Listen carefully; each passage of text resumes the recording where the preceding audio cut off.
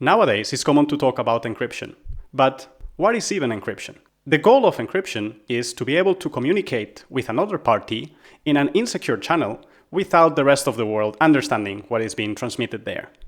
To understand this with a practical example, we can think about numbers. Let's say I want to tell you one number, let's say the number 15, and I want the rest of the people in this room to not know. So what we could do is we could agree on an encryption key, let's say 3, and design an encryption system where instead of telling you the number that I want to tell you, 15, I will tell you the number that I want to tell you plus the encryption key. So in this case, I would tell 18. If anyone else hears this and they don't know our encryption key, then they would just hear 18. But that's not really the information that I'm transmitting you. And the real information will only be understood by you. So you will get the message 18, subtract the encryption key, and have the original message. Pretty simple, right? Well, in reality, it's not much more complex than this. There are a lot of symmetric encryption algorithms, but the fundamentals of all of them is the XOR mechanism, a strict OR.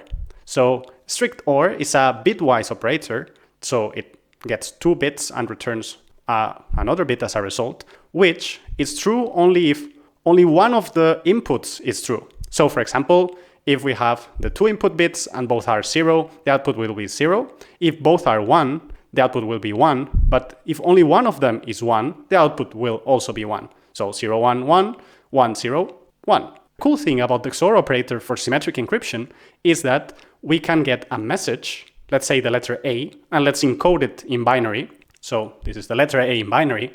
And then let's establish a random key of the same size of the message. Let's do the XOR operation between the input, the letter A, and our random key. The output is this. This doesn't make sense or might not even correspond to another letter. But if we then again apply the XOR operation with the same key to the encrypted message, we get again the letter A, our original message. So what this means is you can share a key as long as the message with the other party, send the message encrypted, and the other party with the same key, they can decrypt that message.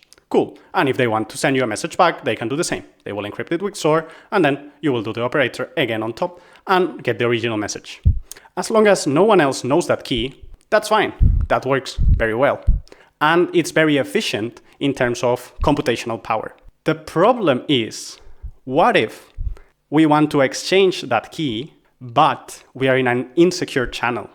If we are in an insecure channel, same as with the original example of the numbers, if we are having this conversation of agreeing on the key with other people listening, they will know the key. And if they know the encryption method, well, they can decrypt our messages. So this is the tricky part. And this is the flaw or the weak spot of symmetric encryption. You cannot share the key using just symmetric encryption in an insecure channel, unless you have agreed on another key already. But if you and I have never talked before and we want to exchange a key in an insecure channel, well, symmetric encryption is not enough. And that's why we need asymmetric encryption, which is less efficient computational-wise, but it allows us to share the secret in an insecure channel. So think about it. How can that even be possible? Asymmetric encryption is very, very cool because it does something that kind of feels like magic. So I'm telling you that there's a possibility of sharing an encryption key without anyone else knowing, and that we can do this even in an insecure channel. So we could exchange our symmetric encryption keys, thanks to asymmetric encryption, in a channel full of evil parties without them having a clue of what we are saying. Is this even possible? You can give it a think and try to come up with some methods. And before I give you the solution, I will propose a riddle. The riddle is the riddle of the 2 kings. So there are 2 kings that live far away and they want to send a message to each other. The problem is they don't have any predefined encryption method or keys, and yet they want to establish an encrypted secure communication. This is without any technology in the Middle Ages. So forget about XOR and encryption and so on, asymmetric keys.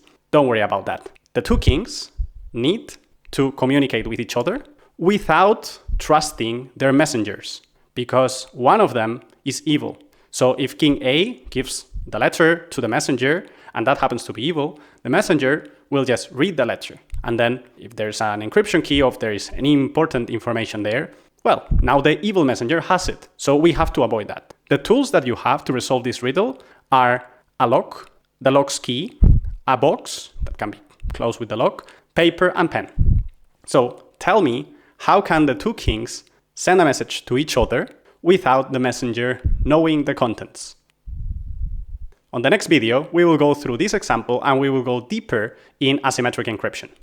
That is the digital solution to this problem.